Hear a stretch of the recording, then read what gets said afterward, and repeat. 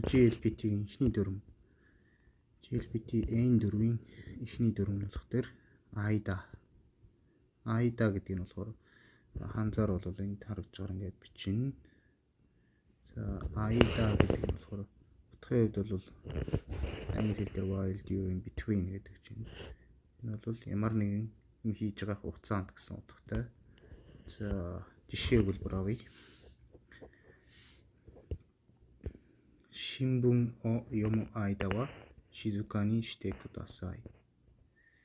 Орчуулах юм бол сонин унших үедээ бол чимээгүй уншаарай.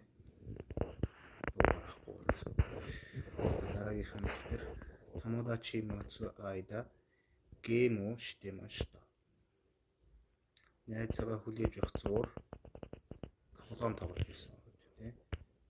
Гар утасны тоглоом тоглож байсан.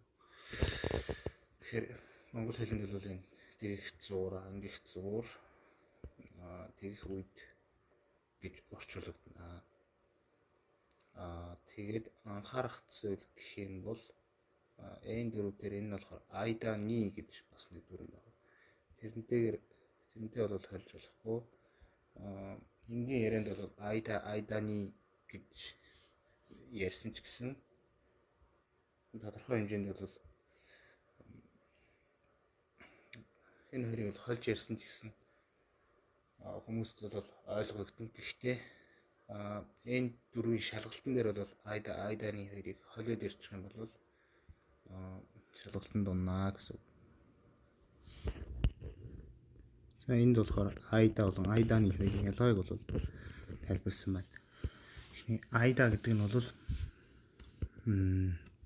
тухайн юм хийж эхлэх цаг эхлэхээс дуусах хүртэл дуусах хугацааны турш тухайн үйлдэлийг хийх.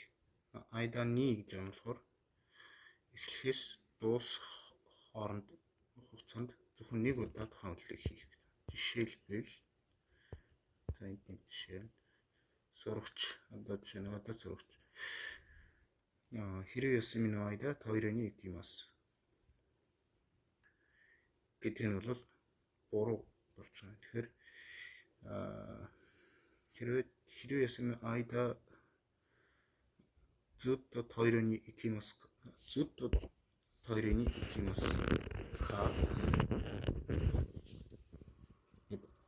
гэж одоо багш нь буцаад асууж байна. Сурагч бол үгүй. Тэгэхээр багш нь хэрэг ясны